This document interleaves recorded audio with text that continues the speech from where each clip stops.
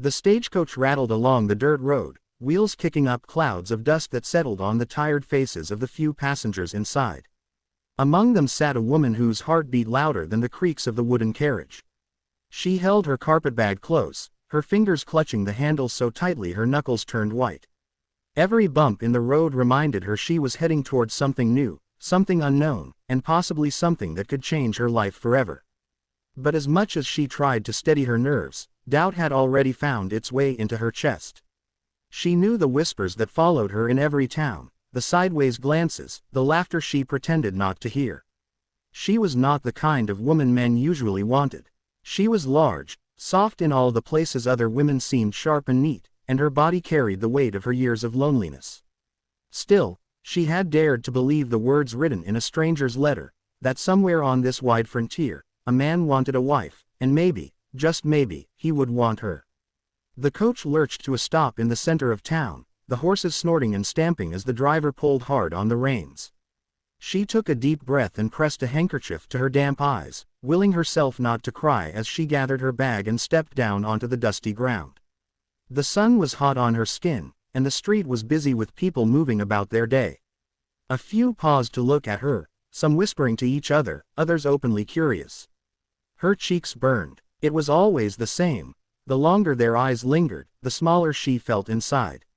She wanted to shrink away, to vanish before she disappointed the man who had asked her to come here. She feared the moment he saw her, his face would change, and she would know it had all been a mistake. She stood there, shifting from foot to foot, eyes searching the crowd.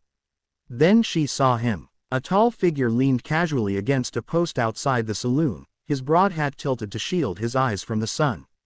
He was everything she imagined a cowboy would be: broad shoulders, a lean frame, dust clinging to his boots and jeans. He looked steady, strong, like the kind of man who could weather a storm without flinching. Her throat tightened. How could someone like him have written to someone like her? For a moment, she almost turned back to the coach, ready to beg the driver to take her anywhere else. But his gaze lifted, and their eyes met. Something in his look froze her in place. His expression wasn't one of shock or disappointment. It wasn't the quick calculation she had seen so many times before, where a man measured her worth against the image he had hoped for. No, his eyes softened, as though he saw past the body she carried and into the heart she tried so hard to hide. He straightened from the post, dusted off his coat, and began to walk toward her with long, easy strides. Each step seemed to echo in her ears, and her palms grew damp against the worn leather handle of her bag. She wanted to look away, to hide her trembling lips, but his gaze held her as firmly as if he had taken her hand. When he stopped before her, the world seemed to quiet, the bustle of the street fading into the background. She couldn't bear the silence between them, so she forced herself to speak, though her voice wavered like a fragile thread. "I'm sorry," she whispered, lowering her eyes to the dirt at their feet. "I'm not what you expected." The words tasted bitter, a confession she had repeated too many times in her life. It was easier to offer the apology before rejection could fall. Easier to give him the chance to turn away without having to say the words aloud. For a moment, he said nothing. She braced herself, waiting for the sigh, the shift of his stance, the polite excuse that would end her hopes once and for all. But instead, she felt the gentle weight of his gaze and heard the calm steadiness of his voice, low and sure. "Ma'am," he said, tipping his hat slightly, "you're exactly what I wanted." Her breath caught in her throat. She lifted her eyes, certain she had misheard him. But the sincerity in his face left no room for doubt. There was no mockery in his tone, no pity in his eyes. He looked at her as though she were something precious, something rare. The tears she had fought so hard to hold back spilled over, tracing hot lines down her cheeks. She tried to speak, to thank him, to tell him how much those simple words meant, but her voice failed her. All she could do was stand there, trembling, as the weight of his kindness washed over her.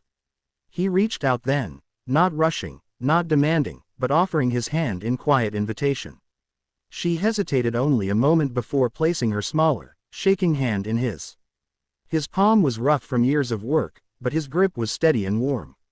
It anchored her in a way she had never felt before, as though the ground beneath her feet had finally stopped shifting. The world had always made her feel like she was too much, too heavy, too wrong. But standing there in the dusty street, her hand in his, she felt for the first time like she was just enough. The crowd around them moved on, the whispers fading into the hum of everyday life, but she no longer cared. The fear that had clung to her heart since the moment she stepped off the coach began to ease, replaced by a fragile hope she had almost given up on. She did not know what lay ahead, what challenges, what joys, what sorrows, but in that moment, with his hand holding hers and his words still ringing in her ears, she dared to believe that maybe, just maybe, she had finally found the place where she belonged.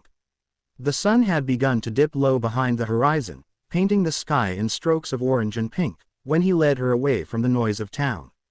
The dirt road stretched ahead of them, the rattle of the stagecoach fading into the distance until there was nothing but the quiet rhythm of their footsteps and the occasional rustle of prairie grass. She carried her carpetbag close to her chest, though it felt lighter now than when she had stepped off the coach. His hand hadn't left hers since he first offered it, and that simple touch steadied her in a way she never thought possible. Every few steps, she glanced at him, trying to understand why he looked at her the way he did, without judgment, without hesitation. His expression was calm, almost thoughtful, as though bringing her here was the most natural thing in the world. When the cabin came into view, her breath caught. It was small, its log walls weathered but strong, standing alone against the vast sweep of the land. A thin trail of smoke curled from the chimney, and she could hear the faint crackle of a fire inside. It wasn't grand or impressive, but there was something undeniably warm about it, something that made her chest ache with longing. She slowed her steps, suddenly uncertain. Was this to be her home? Could she, a woman who had known nothing but ridicule and rejection, truly belong here? He noticed her hesitation and stopped just short of the porch. Turning to her, he shifted his weight and studied her face. The brim of his hat shadowed his eyes, but his voice was steady when he spoke. "This is it. Ain't much compared to some, but it's honest. It's strong. And it's yours too, if you'll have it." She clutched the handle of her bag tighter, the rough edges of fear digging into her chest. The thought of stepping inside felt like stepping across a threshold into a life she wasn't sure she deserved. What if she disappointed him? What if she couldn't be the kind of wife he needed? She blinked against the tears that threatened to rise again, trying to find words but failing. She had dreamed of belonging somewhere, but dreams often had a cruel way of breaking once touched. He must have seen the doubt flicker across her face, because he reached out, gentle but certain, and took the carpetbag from her grasp. Setting it down on the porch, he turned back to her and placed a hand against her cheek. The roughness of his palm contrasted with the softness of his touch, and the simple gesture unraveled the knot inside her. She trembled beneath it, unable to stop the tears that slipped free. She tried to look away, ashamed of her weakness, but he guided her gaze back to his. "Don't cry for me," he said softly, brushing one of the tears from her skin with his thumb. "You think I sent for a wife 'cause I wanted some painted-up doll to sit pretty in my house. No, I wanted someone real, someone strong enough to face life out here, someone whose heart was bigger than all this land around us. That's all I ever wanted. And when I saw you step off that coach today, I knew you were her." His words sank deep, warm and solid like a stone dropped into still water, sending ripples through every corner of her heart. For so long, she had measured her worth by how others saw her, too big, too plain, too much. But here was a man who looked past all of that, who spoke of her heart as though it were something rare and precious. She searched his face, looking for the insincerity she had learned to expect, but there was none. Only truth, only steady certainty. Her voice cracked when she finally managed to speak. "But I've nothing to give you. I'm not beautiful like other women. I'm not." She trailed off, unable to say more, afraid of giving voice to the endless list of shortcomings that haunted her. His expression softened further, his thumb still stroking lightly against her damp cheek. "You don't need to be anything other than who you are. Beauty fades, but kindness doesn't. And I'd rather spend my days with a woman who makes this place feel like home than one who turns every head in town. You walked off that coach carrying more courage than most men I've ever known. That's enough for me, more than enough." The firelight from the cabin flickered through the small window, casting a warm glow across the porch.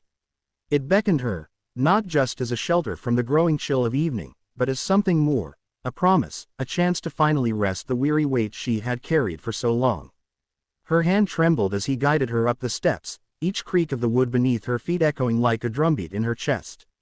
When he pushed open the door, the smell of burning oak drifted out, filling her lungs with comfort she hadn't expected. Inside, the cabin was simple yet welcoming. A handmade quilt lay folded across a sturdy bed in the corner, shelves lined with carefully stacked jars and tins, and a rocking chair sat near the hearth where the fire danced merrily. She stepped inside, her eyes wide, her heart swelling with something she couldn't quite name.